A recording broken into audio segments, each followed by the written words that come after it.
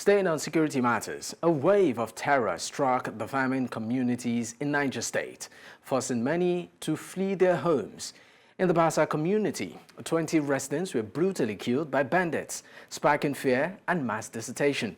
Now, Senator Sani Musa, representing Niger East Central District, disclosed this with grim details following the horrific beheading of 10 youths and the murder of 10 others in Bassa, located in Shororo local government area. The victims were reportedly killed for resisting the bandits' demand to join their ranks. In a related development, the senator said the bandits attacked Kuchi community, killing 7 security agents and abducting around 150 persons just 3 weeks ago. As of now, Kuchi remains a ghost town, its inhabitants having fleeing terror. These brutal attacks comes at a crucial time as residents were preparing for the farming season, their primary source of living. Now, the recent surge in violence has cast a dark shadow over this year's agricultural prospects in many of the state's communities. Now, to discuss this, I'm joined by security analyst Chidi Omeje. Thank you for your time, Chidi. Now, in your assessment, what are the primary challenges facing local and national security forces in effectively combating these bandit groups? Thank you for having me. Look, you see, we've always said this, that dealing with the symptoms we're seeing, which is the things you've just mentioned, will not cut it. We have to really, work on the foundational issues behind the security, the recurrent insecurity.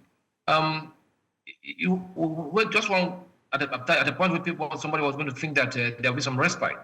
You begin to see all this manner of information coming in. So it does appear to me that we have not really been able to rein in the situation. But I think the first step when addressing your question is the need for much more collaboration, much more support from people.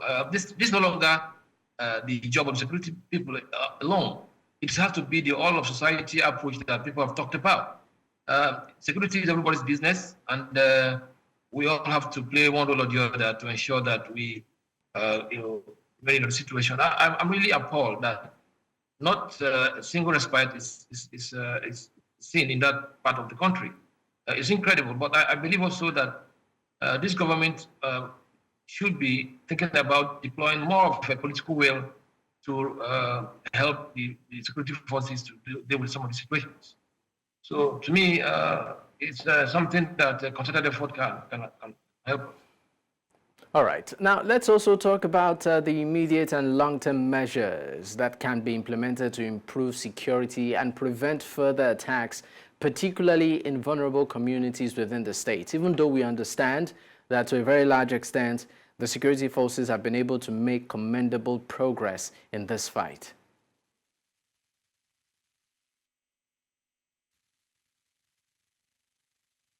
Measure is just for us to probably increase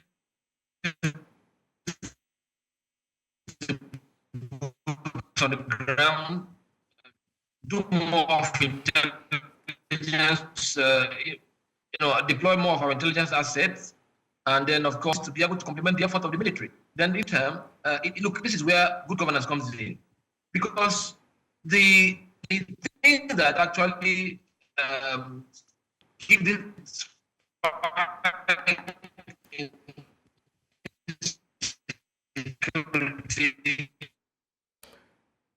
Okay, I think we are having a bit of difficulty in terms of connectivity with our guest, but thank you so much for your contribution on the news. But okay, I understand it's back now. Thank you for staying on. We lost you for a moment. You might want to, of course, recap on some of the things you've said.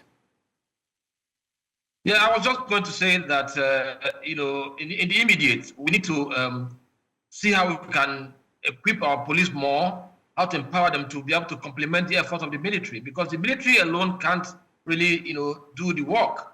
And that's what the immediate. So we need to have a robust collaboration between and among the military, security, intelligence, and response agencies to work together, to be able to defeat this thing. But in the long run, we have to look towards our governance, paradigm. Bad governance is the foundation for all this. When poverty and hunger, when people are poor and hungry, it's very difficult to preach to them to stay away from crime.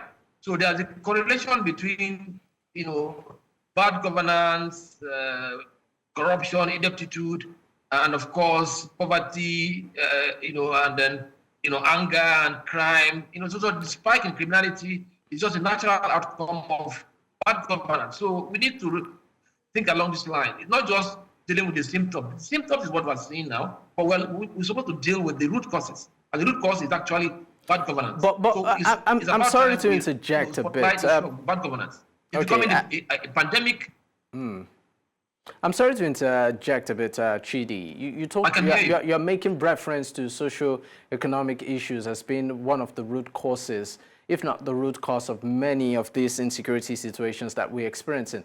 But again, some will tell you that that might actually not be the entire reason, because for many of those people that are part of it, there is the role of ideology too, and for some of them, maybe greed.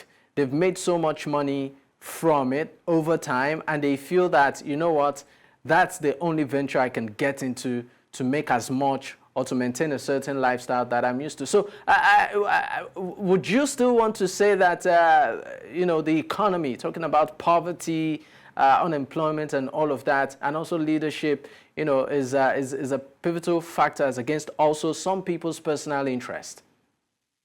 Look, nothing excuses crime, as a matter of fact. I agree with you. There's no reason anybody to distinguish between terrorism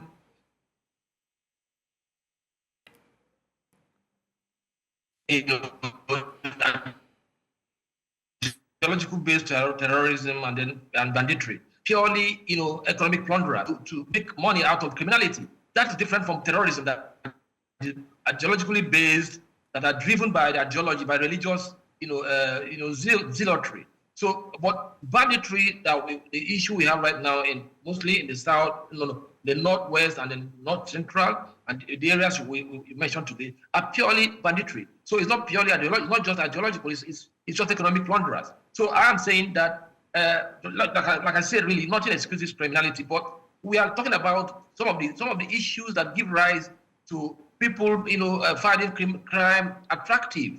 There is hunger in the land. There's no respite. Bad governance is ruining our life. So you see people who are in charge of our common patrimony, behaving the way they want.